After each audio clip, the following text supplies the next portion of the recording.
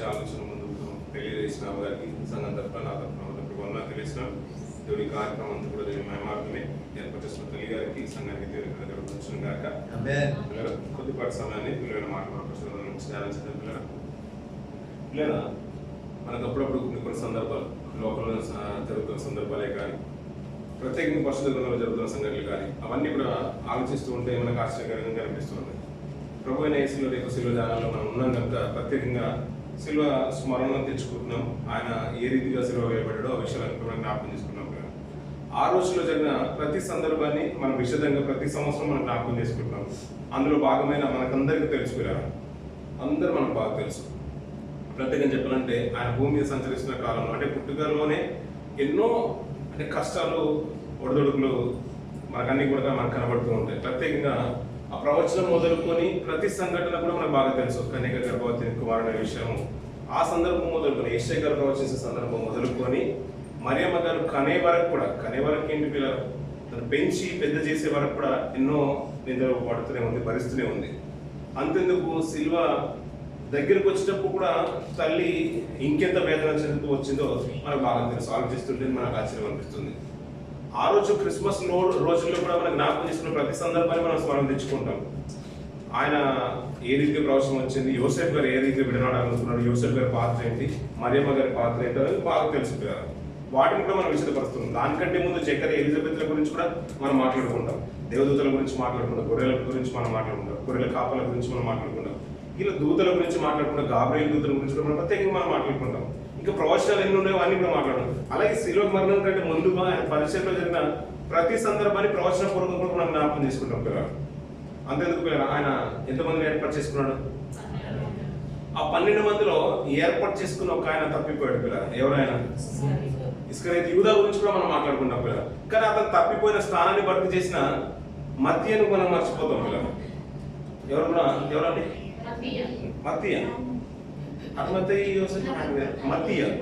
మత్తీయ పేరు చీటి వచ్చిన మాట ఆయన గురించి తక్కువగా మాట్లాడుకుంటాం. అంటే కొన్ని మనకి ఏంటంటే మనం ఏదైతే బోల్డ్ చేసుకున్నామో అండర్లైన్ చేసుకున్నామో దాని గురించి మనం ఎక్కువగా ఆలోచించడం మనం నేర్చుకున్నాం పిల్లలు. అలాగే ప్రతి విషయంలో మనకు కొన్ని విషయాలు మనకు అర్థమవుతూ ఉంటాయి. శిలువ త్యాగంలో కూడా చాలా మంది పాత్ర మనకి ఎక్కువగా కనబడుతూ ఉంటుంది పిల్లలు. అందులో భాగంగా కొన్ని విషయాలు మనం ఈరోజు జ్ఞాపకం చేసుకున్నాం పిల్లలు. మత్తయి సువార్త 27వ అధ్యాయం 27వ వచనం నుంచి కొన్ని మాటలు మనం చూద్దాం పిల్లలు. మత్తయి సువార్త 27వ అధ్యాయం 27వ వచనం నుంచి. అప్పుడు అధిపతి యొక్క సైనికులు యేసును అధికార మందిరంలోకి తీసుకొని పోయి ఆయన యొద్ద సైనికులను సమకూర్చి వారు ఆయన వస్త్రములు తీసివేసి ఆయనకు ఎర్రని అంగి తొడిగించి ముళ్ళ కిరీటము అల్లి ఆయన తలకు పెట్టి ఒక రెల్లు ఆయన కుడి చేతిలో ఉంచి ఆయన ఎదుట మోకాల్లోని యూదుల రాజా ఆయన అపవాసించి ఆయన మీద ఉమ్మివేసి ఆయన రెల్లును తీసుకొని దానితో ఆయనను తల మీద కొట్టిరి. ఆయనను అపహసించిన తర్వాత ఆయన మీదనున్న అంగిని తీసివేసి సరిపోతుంది పిల్లలు. ఈ సందర్భంలో ఎక్కువగా చదువుకుంటాం కాబట్టి మనకి ఎక్కువగా మళ్ళీ దాన్ని విషదపరచాల్సిన అవసరం లేదు. అందుకని పిల్లలు అక్కడ ఆయన బంధించకంటే ముందుగా యూదా వచ్చి ఏ రీతిగా ముద్ద పెట్టుకున్నాడో కూడా మనకు బాగా తెలుసు. అంతేకాదు పిల్లరా, నేను ఏ రీతిగా అతను అమ్ముకోవాలి, నేను ప్రభుని అమ్ముకోవాలనుకుంటున్నాను కాబట్టి ఎన్ని రూపాయలు ఇస్తారనే సందర్భాన్ని గతించింది మనం జ్ఞాపకం చేసుకున్నాం. ఆ సందర్భంలో మనం ప్రార్థిద్దామని యోహాను యాకోబులను పేతులను వెంటబెట్టుకుని ప్రభువు పలికిన మాటలు మనకు బాగా తెలుసు. వారు ప్రార్థించడానికి వారి కన్నులు భారంగా ఉన్నా కానీ ప్రభు మాత్రం ప్రార్థిస్తున్నట్టుగా మనకు తెలుసు పిల్లరా. ఈ శివయాగం అంతట్లో తండ్రి హస్తం అతనికి తోడుగా ఉందా లేదా? ఏమండి, ఈ శిలువయాగం అంతట్లో తండ్రి అతన్ని బలపరిచాడా, విడిచిపెట్టాడా? శిలువయాగం అంతా కూడా మరి ఆయన విడిచిపెట్టలేడు, అతను బలపరిచినట్టయితే అతను అంత కన్నీరు కొన్నీరు అవుతున్నాడు. ఎందుకోసం అవుతున్నాడు? దేని కొరకండి? ఇప్పుడు ప్రభు ఎలా ప్రార్థిస్తున్నాడంట? అతను భారంగా మరణమగునంత వరకు తన ప్రాణం అంతా విభ్రాంతిలో ఉందంట. ఆస్తులతో ప్రార్థన చేస్తున్నాడు. చెమట రక్తంలో మారుస్తుంది. అతను ఇంకా ఆత్మలో కూడా అంటే కొంత ఏదో సంకుచనం అంటేనే నా ఆత్మ తీవ్రత అంతా మరణం అంతగా వెళ్ళిపోతుంది. ఎందుకంటే నేను ఇప్పుడు ఒంటరిని అనే ఒక బాధ ప్రభులు ఏర్పడబోతుంది. తండ్రి నన్ను విడిచిపెట్టబోతున్నాడు అనే విషయము అది గుర్తు. మరణం భయపడిపోయి కాదు కదా, అంతేకాదు కదా. అంటే ఇది మరణాన్ని భయంతోనే అయితే ఆయన లోకంకి వచ్చేవాడే కాదు పిల్లలు. అంటే లోకాన్ని చూసి, మరణాన్ని చూసి, వారు పెట్టే హింసలను చూసి, బాధలను చూసి ఆయన భయపడి ప్రార్థించిన సందర్భము కానీ కాదు పిల్లలు. కొన్ని సందర్భాల్లో మరొక సందర్భం నాకు తెలుసుకుని నేను తొందరగా ఉంచేస్తారు పిల్లలు. లాజరు గారి సందర్భంలో ఆయన కన్నీళ్లు పెట్టుకునే సందర్భం మనకు బాగా తెలుసు పిల్లలు. అక్కడ సందర్భం ఆయన చనిపోయినట్టుగా కాదు. అంటే నేను ఉంటే ప్రభువా నువ్వు ఇక్కడ ఉంటే నా తమ్ముడు చనిపోయేవాడు కాదు అని తన సహోదరు మాట్లాడుతుంటే అయ్యో జనులందరూ కూడా ఏంటంటే అయ్యో అతను ఎంత బాధపడుతున్నాడు, అంటే ఇతన్ని ఎంత ప్రేమిస్తున్నాడు, అందుకని ప్రభు వచ్చేసారని అంతా అనుకుంటున్నారు. కానీ ప్రభు ఇప్పుడు వచ్చేసారు కదా, చనిపోయిన వాడు కూడా లేస్తారనే విశ్వాసము వారిలో లేదు పిల్లలు. ఆ విశ్వాసాన్ని బట్టి తన హృదయంలో బాగా నచ్చుకున్నాడు. అందరూ బట్టి కూడా తన కన్నీళ్లు పెట్టుకున్నట్టుగానే మనకు అర్థమవుతుంది. చనిపోయినట్టుగా కాదు. అక్కడ ఇంకా లోతుగా ఆలోచిస్తుంటే అరే నన్ను ఎందుకు విశ్వసించట్లేదు, నేను ఇన్ని అద్భుతాలు చేస్తున్నాను కదా. మళ్ళీ ఇశ్రాయేలు అక్కడ ఉన్నవారు ఎలా అడుగుతారంటే యూదులు పరిసయ్యులు, అయ్యా ఏ సూచక్రియ చూపిస్తూ ఉంటావు, ఎలాంటి సూచక్రియ జరగబోతుంది, యోనా లాంటి సూచన జరుగుతుందా, మోసే లాంటి సూచన జరుగుతుందా, ఏలియా లాంటి ప్రవక్తవా, ఎలాంటి చేయబోతున్నావు అంటే నేనే సూచనలుగా కనబడుతున్నాను కదా మీ జనాల మధ్య, నా తల్లి నన్ను గర్భంలో ధరించింది ఒక సూచన కదా, ఇంకా ఇంకేం సూచనలు కావాలి మీకు. అన్ని చేసినా కూడా కంటి వారు చూపు పొందుతున్నారు, విశ్వాసం పొందుతున్నారు, నేను సమాధిలో ఉన్నవాడిని ఇప్పుడు సైతం తిరిగి వస్తున్నాను, ఇలాంటి అద్భుతాలు చేసిన చూసి కూడా మళ్ళీ ఇంకొక సూచన అడుగుతున్నారు కదా. ఇలాంటి మూర్ఖపు తరం బట్టి నిజంగా అతను బాధపడ్డ సందర్భాలు మనకు బాగా తెలుసుకున్నారు. ఆయన సిలువను ఎక్కుతున్న సందర్భంలో అతన్ని హేళన చేస్తున్నారు. అతను ఎందుకు సిలువను వేశారంటే పిల్లలు అతన్ని చూసి తట్టుకోలేకనే విపరీతమైన కోపంతో రాళ్ళు రువి చంపాలనుకున్నారు, కొండ నుంచి పేటల నుంచి పడద్రోయాలనుకున్నారు. సిలువకి చివరికి సిలువను ఎక్కించినప్పుడు సిద్ధమైపోయింది. ఎందుకంటే ద్వేషం, విపరీతమైన ద్వేషం తట్టుకోలేకపోయింది సమాజం. రోమ ప్రభుత్వం కాదు, రాజు వ్యతిరేకంగా నిలబడుతున్నది రోమ ప్రభుత్వం కాదు పిల్లలు. సమాజం తన వారే తనను చూసి తట్టుకోలేకపోతున్నాడు, ధర్మశాస్త్రానికి వ్యతిరేకంగా మాట్లాడుతున్న ఉద్దేశాన్ని వారు జీవించుకోలేకపోయాడు. తనే దేవుడుగా చెప్పుకుంటున్ననే విషయాన్ని జీవించుకోలేకపోయారు పిల్లలు. చివరికి ఆ దేవుణ్ణి సిలువను ఎక్కించడానికి అప్పగించేశారు పిల్లలు. రాత్రంతా కూడా తీర్పుల కొరకు హేళన చేస్తున్నారు పిల్లలు. నిజంగా చెప్పాలంటే ఈ శిలువ మరణంలో ప్రభు తండ్రి మన రాజు మన ప్రభు యొక్క చేయిని విడిచిపెట్టేశారు పిల్లలు. అలా విడిచిపెడుతున్న తరుణంలో అతన్ని ఎంతలా హింసిస్తున్నారంటే హేళన చేస్తున్నారు, ఉమ్మి వేస్తున్నారు. దాహం అవుతుంది కదా, రాత్రంతా కొడుతూనే ఉన్నారు కదా, తెల్లవారి వరకు కొడుతూనే ఉన్నారు, తిప్పుతూనే ఉన్నారు కదా. నాకు దాహం అవుతుందంటే వారు ఎలాంటి చేదుని ఇవ్వడానికి, చిరకాకులు ఇవ్వడానికి సిద్ధపడిపోయారు. ఈ సందర్భం వేరు, మళ్ళీ సిలువలో అడిగిన చిరకాల సందర్భం అది వేరు పిల్లలు. ఇక్కడ మాట్లాడిన పిల్లలు ఆయన మీద ఉమ్మి వేసి ఆ రెల్లును తీసుకొని దానితో ఆయనను తల మీద కొట్టేశారంట. అదే దాహం అవుతుందని అడిగిన సందర్భం వేరు, శిలువ మీద అడిగిన సందర్భం వేరు. ఇప్పుడు కొడుతున్న సందర్భంలో కూడా వేరు పిల్లలు.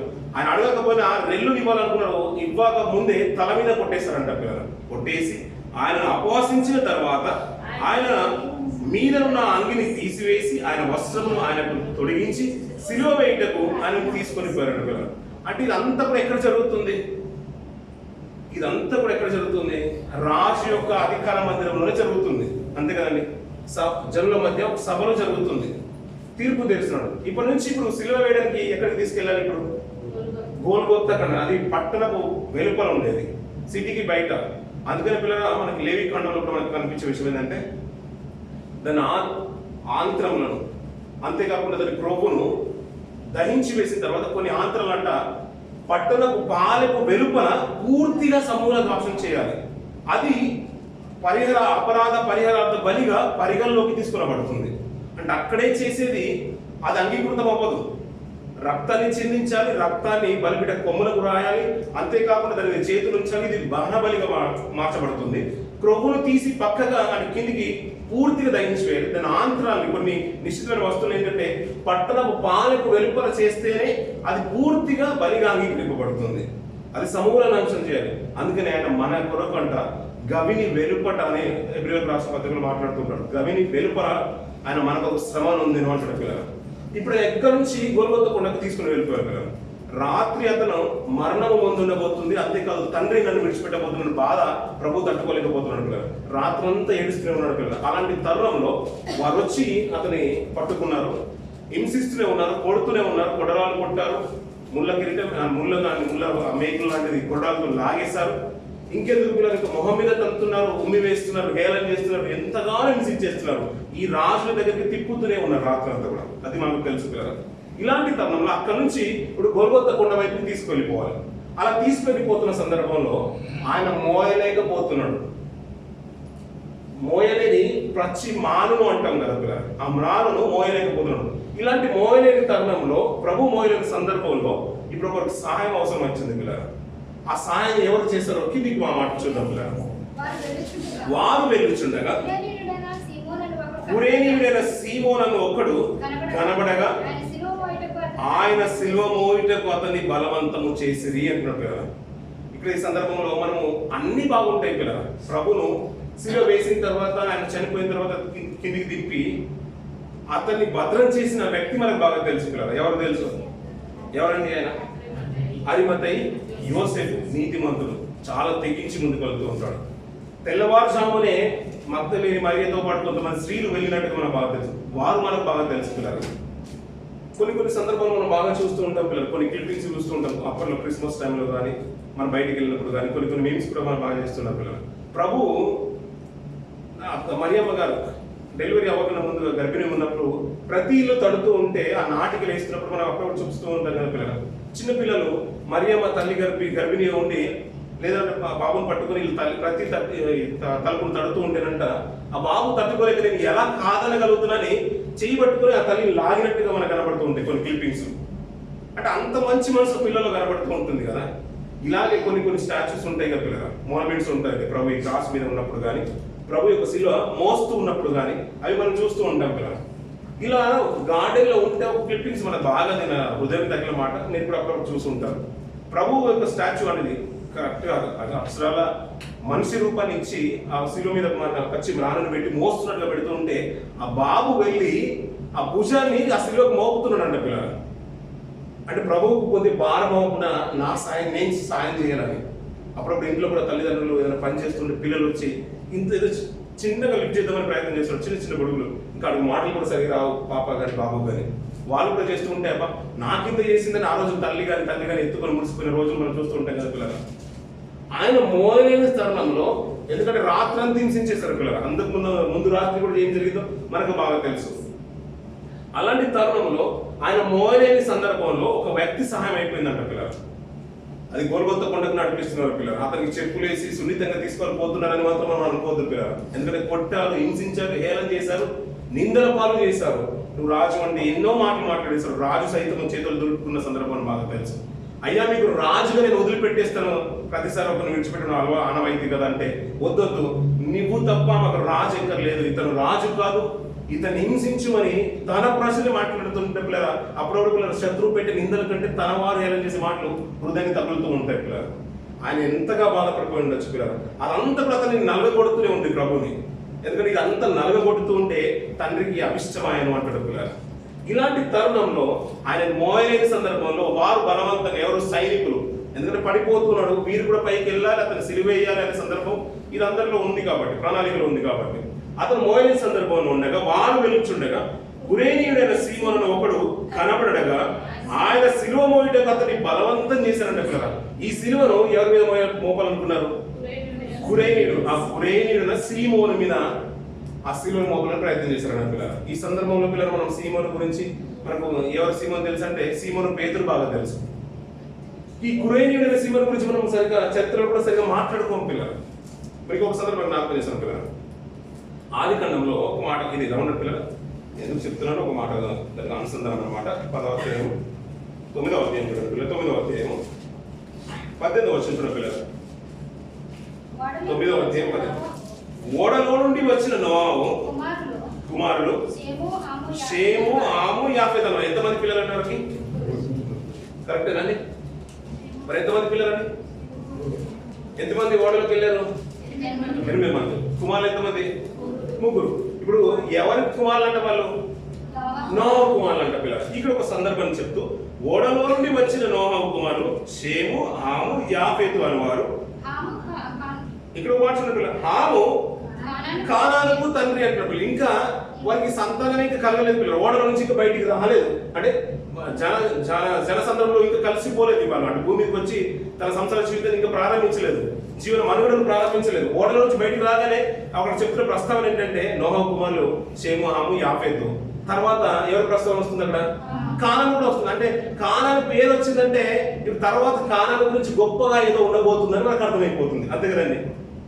ఇంకా వాళ్ళు సావాస జీవితాన్ని మనుగడను ప్రారంభించకన్నా ముందుగానే భూమికి వచ్చి మనుగడ ప్రారంభించుకొని కానాను వారి కుమారుడని ముందుగానే తెలియజేస్తున్నాడు. అంటే ఇతని తర్వాత కానాను ప్రస్తావనకి ప్రత్యేకంగా ఉండబోతుందనే విషయము మనకు అర్థమవుతుంది పిల్లలు, అంతే కదండి పిల్లలు. కొన్ని పేర్లు మనం ఒక్కసారి రాయబడిన, కొన్ని గ్రంథాలు రాయబడిన వారికంటే ఒక ప్రత్యేకమైన స్థానం ఉంటుంది. ఇందాక చదువుకున్న మాట, అలాగే లూకా సువార్తలో కూడా మాట చూడండి పిల్లలు, అదే ప్రస్తావన తీసుకొచ్చి మాట్లాడుతున్నారు లూకా గారు కూడా. ఆ మాట చూద్దాం పిల్లలు, 23వ అధ్యాయం 26వ వచనం. వారు ఆయన తీసుకొని పోవచ్చుండగా పల్లెటూరు నుండి వచ్చుచున్న కురేనీయుడైన సీమోనును ఒకటి పట్టుకొని యేసు వెంట సిలువను మోయించకు అతని మీద దాన్ని పెట్టిరి అని పిల్లరా. ఆయన మీద మోపేశారు పిల్లలు. ఎవరి మీద? పల్లెటూరు నుంచి వస్తున్న కురేనీయుడు అంటున్నాడు, అతని పేరు సీమోను. ప్రభు యొక్క సిలువను ఆయన మీద పెట్టేశారు. ప్రభును అతను చాలాసేపు మోయలేకపోతున్న కారణాన్ని బట్టి ఈ భారమైన సిలువ అతని మీద మోపేశారు పిల్లరా. ఏమండి, బైబిల్లో మన పేరు రాయబడలేదండి. రాయబడేది మీ పేర్లని? లేదండి, నా పేరు రాయబడ్డదని నేను అన్నా కానీ అది నా పేరు కానే కాదు పిల్లరా. ఒకవేళ మీరన్నా మీ పేర్లు కానే కావు పిల్లరా కదా. బైబిల్లో రాయబడిన జీవితాలు వారి యొక్క పేర్లు ఎంత గొప్పవి, రాయబడిన మన పేర్లు ఎంత గొప్పవి పిల్లరా. రాయబడిన వారు గొప్పవారా, రాయబడిన వారు గొప్పవారా? రాయబడిన వారు గొప్పవారా, రాయబడిన వారు కూడా గొప్పవారేనా? నిజంగా చెప్పుకోవాలంటే రాయబడిన వారే చాలా అదృష్టవంతులు, గొప్పవారు నిజంగా చెప్పాలంటే. ఈ కురేనీయుడైన సీమోను చిన్న ఒక మాట ఉంది కదా అని అతను విడిచిపెట్టద్దు పిల్లలు. అతని గురించి కూడా ఒక గొప్ప విషయాలు మాట్లాడుతున్నారు. అతనికి ఏమో తర్వాత తరాలు అప్పుడప్పుడు మనం వింటుంటాం పిల్లలు. కొంతమంది చెప్తుంటారు, ఇప్పుడు జ్ఞాపకత కూడిక రోజు కానీ మన బంధువుల కుటుంబాలు కానీ మన గురించి ఏమైనా సాక్ష్యం చెప్పమంటే ఇప్పుడు అంతే పిల్లలు. ఇప్పుడు ప్రవీణ్ పగడ గారు చనిపోయారు. అంతకు ముందు తన తండ్రి గారు ఎవరో వాళ్ళకి తెలియదు పిల్లలు. ప్రవీణ్ పగడ గారి తండ్రి ఎవరో తెలియదు, అతని తల్లి ఎవరో తెలియదు, అతని భార్య ఎవరో కూడా చదివి తెలియదు పిల్లలు. ఆ జెసికా సిస్టర్ కూడా ఎవరికి తెలియదు. కొద్దిగా పరిచయం ఉన్నవారికి, పరిచయంలో ఉన్నవారికి, అతని కంపెనీలో ఉన్నవారికి తప్ప ఎవరికి తెలియదు పిల్లలు. ఇప్పుడు అతను ఒక వెలిగిపోయాడు పిల్లలు. తర్వాత వారి పిల్లలు అదే వెలుగులో ఉంటారని మనం అనుకోవట్లేదు పిల్లలు, ఎందుకంటే తెలియదు. అతనికి ఇప్పుడు మూలం ఏంటంటే తన తండ్రికి, అతను ముస్లిం అయినా ఇతనికి ఏంటంటే ముస్లిం సహోదరుడు కదా, ఇప్పుడు వచ్చిన తర్వాత క్రిస్టియన్ గా మాత్రం ప్రవీణ్ ఇలా బ్రతుకుతాడని తన తండ్రికి తెలియదు, తన తరం అంతకన్నా ముందు తన తాత కూడా తెలియదు. ఒక పేరు రాయబడుతుంది, ఫలానా వ్యక్తి ఇలా రాబోతున్నాడు, ఇతని పేరు గుర్తుండిపోతుందని ముందుగానే రాసేసాడు అన్నట్టు. నోహు తర్వాత 3 కుమారులు కనబడుతున్నారు కదా పిల్లలు. ఆ కుమారులు అంతగా ఆ ప్రపంచానికి ఎక్కువగా తెలియదు పిల్లలు. తర్వాత ఇప్పుడు కానాను ప్రస్తావన తీసుకొచ్చారు పిల్లలు. కానాను అందరికి సుపరిచితమే. ఇప్పుడు కురేనీయుడైన సీమోను అతను భార్యని మోసినా కానీ ప్రపంచానికి ఎక్కువగా తెలియకపోయినా కానీ ప్రపంచం ఇంటే మర్చిపోయింది. దాని తర్వాత వారి జనరేషన్ ప్రారంభమైన పిల్లలు వారు చాలా వారి పేర్లు కూడా ప్రస్తావనిస్తుంటారు పిల్లలు. లూకా సువార్త చూడండి, మార్కు సువార్త చూడండి పిల్లలు, మార్కు సువార్త చూడండి పిల్లలు, అక్కడ మాట్లాడుతూ ఉంటాడు. 10వ అధ్యాయం 20వ వచనం నుంచి. కురేనీయుడైన సీమోనను ఒకడు పల్లెటూరు నుండి వచ్చి ఆ మార్గంలో పోవచ్చుండగా ఆయన సిలువను మోయుటకు అతన్ని బలవంతం చేసిరి. అతడు అలెగ్జాండ్రకును రూపునకును తండ్రి అంటారు పిల్లలు. వారి పిల్లల పేర్లు కూడా వచ్చింది పిల్లలు. మన కురేనీయుడు సీమోనే తక్కువగా చదువుతూ ఉంటాం పిల్లలు. అంతెందుకు వారి పిల్లల పేర్లు కూడా రాయబడుతున్నట్టు ఇతను మామూలు వ్యక్తి కానే కాదు పిల్లలు, అంతే కదండి పిల్లలు. ఇప్పుడు ఒకవేళ మేము అనుకుంటాం పిల్లలు, నేను సేవకునండి, నేను సంఘంలో వాక్యం చెప్తాను కదా, అలాగే మనం అనుకుంటాం మేము పాటలు పాడతామని మేము ప్రార్థన చేస్తాము, ఇవన్నీ చేస్తాం కదా, మేము కూడా బలమైన పాత్రలు ఏమైనా మనకు అనిపిస్తూ ఉంటుంది అప్పుడప్పుడు కొన్ని సందర్భాల్లో. మేము కూడా బాగానే ఉంటున్నాం అనుకుంటాం. కానీ ఇక్కడ ఎలా ఉండబోతున్నారని కాదు పిల్లలు. అతనికన్నా ముందుగానే ఇతని పేర్లు ఇక్కడ రాయబడుతున్నాయంటే ఆనకు పిల్లల తర్వాత, అంటే నోహు పిల్లల తర్వాత ఇప్పుడు కానాను ప్రస్తావన తీసుకొచ్చినట్టుగా అబ్రహాం గారి తర్వాత పిల్లలు తీసుకొస్తూ ఉంటారు. ఎందుకంటే 3 జనరేషన్ 4 జనరేషన్ అది చాలా ప్రాముఖ్యమైనది కాబట్టి వారు తీసుకొచ్చారు. తర్వాత యాకోబు తర్వాత ఇంక గొప్ప వెలుగు వెలిగిందంటే యోసేపు గారు కనబడుతూ ఉంటారు. రూబెన్ గారి కంటే కూడా గొప్పగా వెలిగిన వాళ్ళు. యోసేపు తర్వాత వారి పిల్లలంతా ప్రస్తావన ఎక్కువగా తక్కువ కనిపించిన ఆ జనరేషన్ లో మనకు బయటకు వచ్చింది ఎవరయ్యా అంటే, ఇంకా ఎక్కువగా బయటకు వచ్చిందంటే మోషే, ఆరోన్లే మనకు ఎక్కువగా కనబడుతూ ఉంటారు. నిజంగా అంత ప్రభావం వ్యక్తులు. ఇక్కడ సిమియోను పేరు 3 గ్రంథాల్లో ప్రత్యేకంగా రాయబడ్డా. దాని తర్వాత వారి 2 పిల్లలు చెప్తున్నాడు, అంటే అప్పుడే చెప్తున్నాడు, అంటే మీరు మర్చిపోతారేమో అలెగ్జాండర్కును రూపుకును ఇతను సీమోను తండ్రి అంటున్నాడు పిల్లలు. కానీ తర్వాత మన జీవితంలో వీరి విషయం మాత్రం మనం మర్చిపోవద్దు పిల్లలు. నిజంగా వీరికి ఒక ప్రత్యేకమైన స్థానమే ఇవ్వబడింది. ఇంకా కొన్ని మాటలు మాట్లాడు, పౌలు గారు కూడా ఈ మాట మాట్లాడతారు. చూద్దాం పిల్లలు. రోమీయుల రాసిన పత్రికకు వచ్చిన పిల్లలు చివరి అధ్యాయం 10వ అధ్యాయం కొన్ని మాటలు 12వ వచనం నుంచి చదువుతాం పిల్లలు. ప్రయాసపడు త్రుఫైనకును త్రుఫోసాకును వందనాలు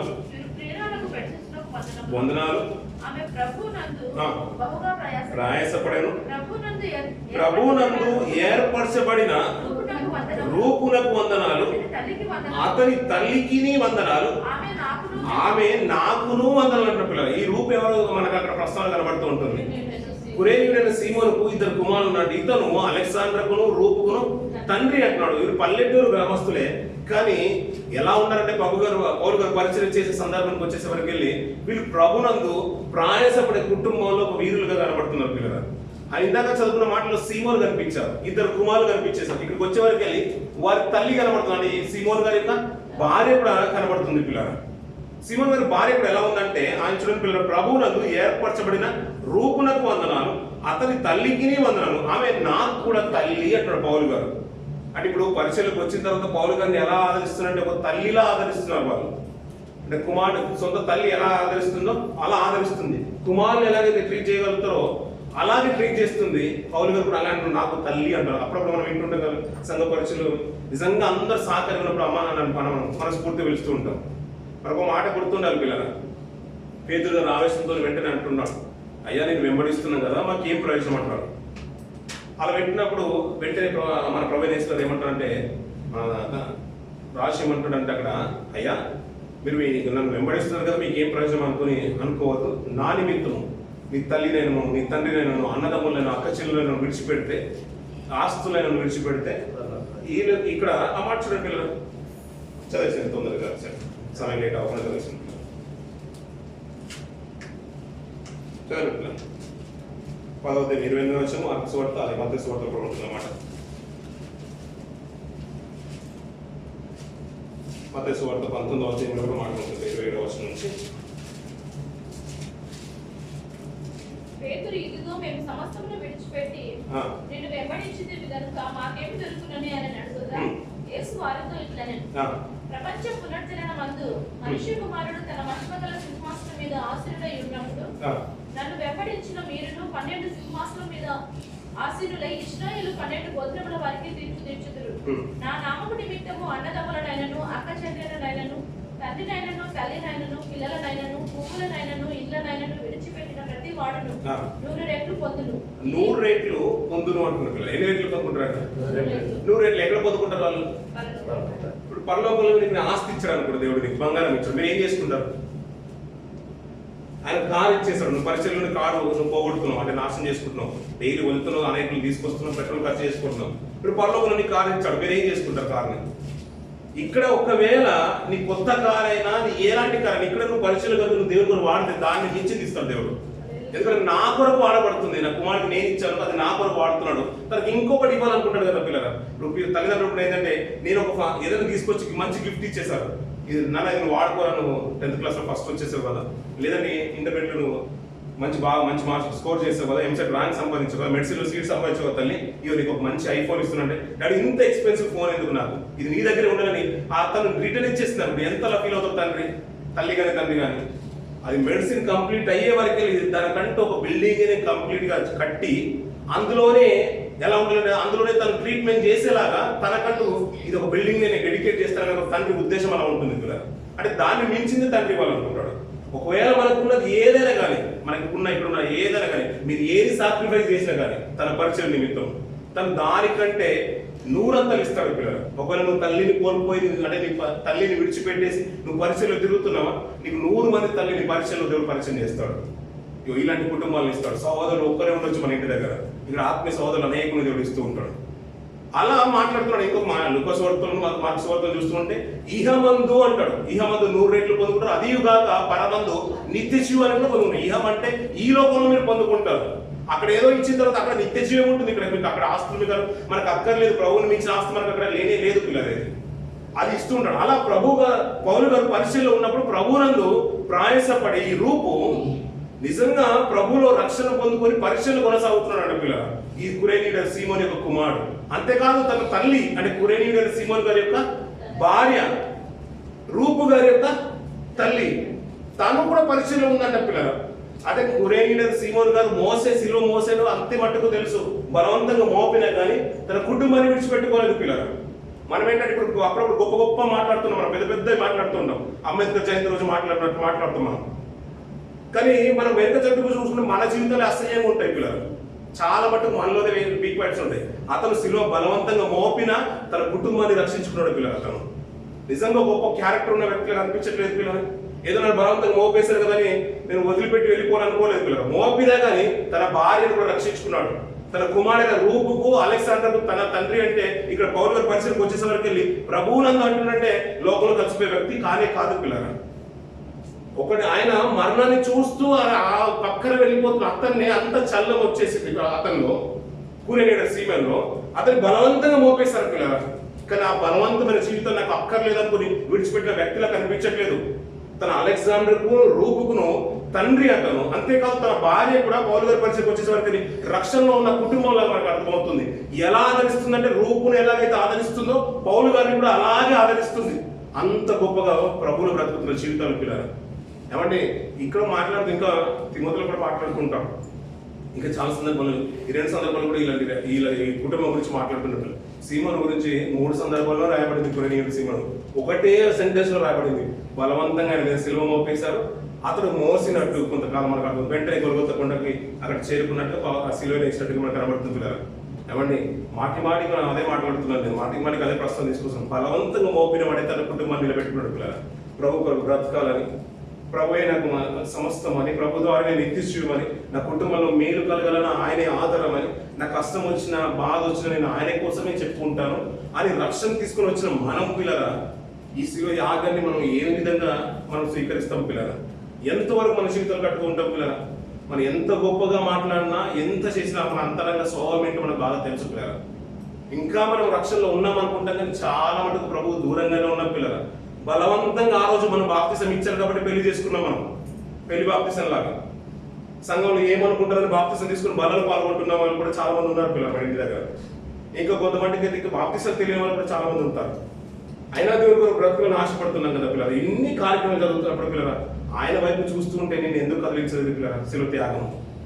అందుకనే శిలువ వైపే చూడు అనే మాటలు ఎందుకు మాటికి పౌలు గారు ప్రస్తావిస్తూ ఉంటారు.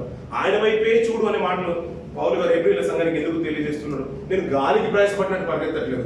పరుగు పందెంలో పరుగు పందెంలో విజయం పొందిన ఆ ఒక్కరిని నేనే ఉండాలని నేను ఆ రీతిని పరిగెడుతున్నానని పౌలు గారు ప్రస్తావన మాటికి తీసుకొస్తున్నానంటే ఆయన చూస్తూ ఉంటే నీ హృదయం కదిలింపబడకపోతే ఈ లోకంలో ఆయనకు మించింది ఏది లేదు నిన్ను మార్చడానికి. నిన్ను మార్చడానికి అంతకు మించి ఏం లేదు కదా పిల్లలు. మనం మారనుకుంటే నిజంగా మన హృదయాలు నిజంగా ఆయనకు దగ్గరగా ఉన్నాయా పిల్లలు?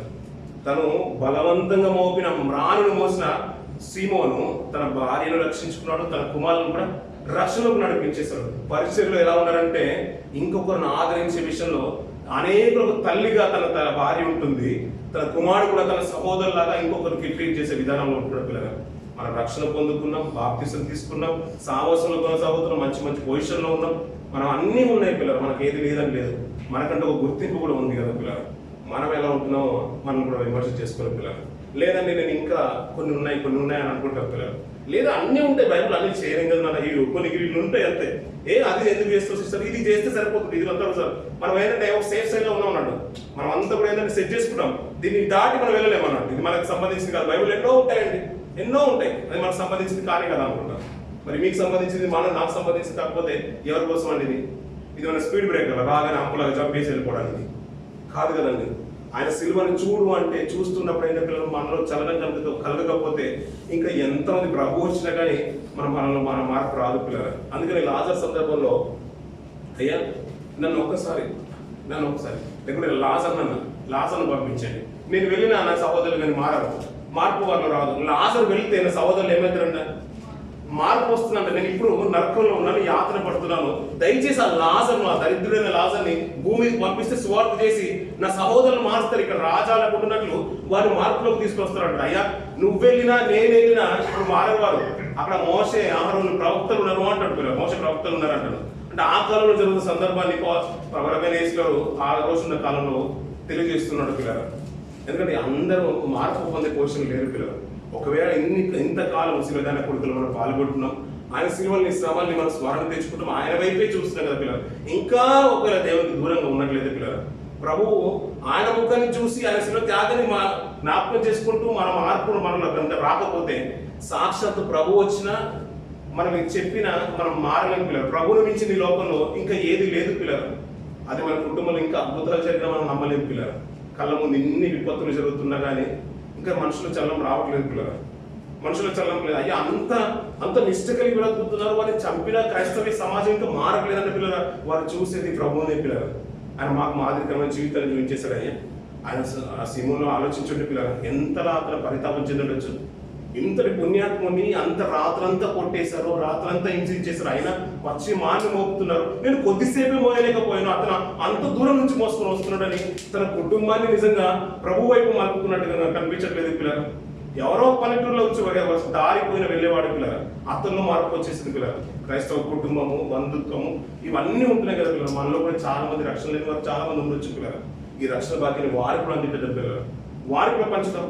ఈ శిలువ త్యాగంలో మనం చూస్తుంటే పిల్లలు, ప్రభువుని చూసినప్పుడల్లా మనకు గుర్తు రావాల్సింది, దేవా నరకం అనేది గొప్పగా ఉంది, దాన్ని ఆరని అక్కడికి నేను వెళ్ళొద్దు, దానికంటే ముందుగానే మీరు ఇచ్చే రక్షణ నేను కలిగి ఉండాలి, నాకు కలిగిన ఆనందం నేను సంఘస్థులకు పంచాలి, అంతేకాదు నా కుటుంబీకులు కూడా నేను పంచాలి, అందరినీ రక్షణలో నడిపించాలి. ఎందుకంటే దాని తర్వాత ఆ లోటు, ఆ ఉగ్రత, ఆ బాధ అదంతా ఇంత కాదు అని ఆ సీమోలో మార్పు వచ్చింది పిల్లలు. తన కుటుంబాన్ని సహవాసంలో నిలబెట్టుకున్నాడు. మనము మన కుటుంబాలు కూడా ఒక్కసారి జ్ఞాపకం చేసుకొని రక్షణ ఆనందాన్ని వారికి కూడా పంచిపెడదాం పిల్లలు. వారికి పంచడం గురించి వారి గురించినే మాట్లాడలేదు పిల్లలు. మనం నిల్చుతున్నాం, మనము నిలబడుతున్నామా లేదని చూసుకోవాల్సిన బాధ్యత కూడా మనకు ఉంది పిల్లలు. మనం ఎంతవరకు మనం ఎదుటి వారికి కూడా సహోదరులుగా ఉంటున్నాం, ఎంతవరకు మనం ఎదుటి వారికి కూడా సహోదరి మనకి ఉంటున్నాం, తల్లిగా ఉండగలుగుతున్నాం, తండ్రిగా ఉండగలుగుతున్నాం. అంటే అలా ఉన్నప్పుడే నిజంగా చెప్పండి క్రీస్తు ప్రేమ మనలో కనబడుతుందని అర్థం పిల్లలు. ఆయన చూస్తూ పిల్లలు మనం కూడా మంచి తీర్మానం చేసుకుందేవా నీకున్న లక్షణాలు నాకు కూడా కావాలి. నా పరిశుద్ధ గ్రంథాలు రాయబడిన భక్తుల జీవితాలు చూస్తూనే అద్భుతంగా ఉన్నాయి. మన పేరు రాయబడకపోయిన పిల్లలు మనం వెళ్ళిపోయిన తర్వాత 4 అక్షరాలు మన గురించి మాట్లాడుకోవాలి పిల్లలు. ఆ రోజున ఇలాంటి కుటుంబం ఉండేనంటే వెలుగు వెలిగిపోయేవారు. ఆ క్యాంపులో ఇలాంటి కుమారుడు ఉండేనంటే వాళ్ళు వెళ్ళిపోయిన తర్వాత చాలా మంది సావాసంకి రావట్లేదు. అతను ఉన్నప్పుడు చాలా మంది నడిపించేసారని మన గురించి 4 గురించి మాట్లాడుకోవాలి. లేదంటే అతను వెళ్ళిపోయిన తర్వాత కూడా పిల్లలు నిలబడుతున్నారంటే బలంగా నిలబడుతున్నారని మన అంటే మాటలు మన కొరకు మాట్లాడాలి పిల్లలు. ఆ 4 మాటలు కూడా మాట్లాడకపోతే మనం లోపల సంచరించడం వేస్ట్ పిల్లలు. దేవుళ్ళు ఉన్నామనుకుంటున్నాం, నిలిచి ఉన్నామని అనుకుంటున్నాం, కానీ ఇంకా ప్రభుకు దూరంగా ఉన్నామే పిల్లలు. ఆయన త్యాగము, ఆయన చేసిన శిలువ త్యాగము అతనిలో చలనం తీసుకొచ్చింది పిల్లలు. ఆయన మోసిన భారము, ప్రభు పొందిన దెబ్బలు, గాయాలు అతను ఉమ్మేస్తున్నారంట పిల్లలు. చిరకని ఇస్తారేమో అనుకుంటే తాడానికి సిద్ధమవుతుంటే వెంటనే తల మీద కొట్టేస్తారంట పిల్లలు. ఆ విషయం కూడా మనకు తెలియదు, తల మీద కొట్టిన విషయం. ఆ విషయాన్ని కొడుతుంటే అంత ఏనం చేశారని ప్రభు వరిస్తున్నాడంటే పిల్లలు. మనల్ని కోల్పోవడం ఆయనకి ఇష్టం లేదు పిల్లలు. ఇంకా దీర్ఘశాంతం కలగవాడై మన కొరకు ఎదురు చూస్తూనే ఉన్నాడు పిల్లలు. ఈ శిలువ త్యాగాన్ని చక్కగా అందిపుచ్చుకుందాం పిల్లలు. ఇంకా ప్రభులో బలపడడానికి మనం దోహదపడే మాటలన్నీ కూడా మన హృదయంలో భద్రం చేసుకుందాం. వాక్యానుసారంగా ప్రభు కొరకు గొప్పగా బ్రతుకుదాం పిల్లలు. మన కొరకు ప్రభుత్వాలు రాకపోయినా వచ్చినా రాకపోయినా, కానీ క్రైస్తవుల నిరీక్షణ చూడడం పిల్లలు ఎంత గొప్ప విశ్వాసం పిల్లల. నిజంగా అప్పుడప్పుడు చరిత్రలో చూసామండి, ఆదిమ సంఘంలో చూసాము, ఆ రోజు గ్రామ్ స్టేన్ గారిని చంపినప్పుడు చూసాము. అయినా తన భార్య క్షమాభిక్ష పెట్టేసిందంటే పిల్లల ఆ చంపిన అతని పేరు మనకు గుర్తుంది అనుకుంటాం, అతను చంపి దారసింగ్. ఆ గ్రామ్ స్టేన్ యొక్క భార్య స్థాపించిన ఆ లైబ్రరీకి అలాగే అనాథాశ్రమాలకి అతను ఇప్పుడు ప్రెసిడెంట్గా ఉన్నాడు పిల్లలు. కొన్ని సంవత్సరాల తర్వాత అంత చంపిన వాళ్ళలోనే చలనం వచ్చేసింది పిల్లలు. ఇంకా అంతకు మించి అంతకులైతే మనకు కాము కదండి. ప్రభు బలని అంటున్నాం, సావాసాలు అంటున్నాం పిల్లలు. మనలో కూడా మార్పు చాలా మటుకు కావాలి కదా పిల్లలు. ఇంకా దేవునికి దగ్గరగా బ్రతుకుదాం పిల్లలు. ఇలాంటి సాహసాలు మన ఆత్మీయతని దోడపడాలని కోరుకుంటూ నా మాటలు ముగిసిన దేవుని మాటలు దీవించి ఆశ్రయించగా కార్యక్రమానికి సహకరించి మరొకసారి సహకరించిన తల్లి గారు అమ్మగారు లిల్లీ గ్రేస్ అమ్మగారికి హృదయపూర్వక వందనాలు తెలుసు. దేవుడి మాట దీవించి ఆశ్రయించుగారు.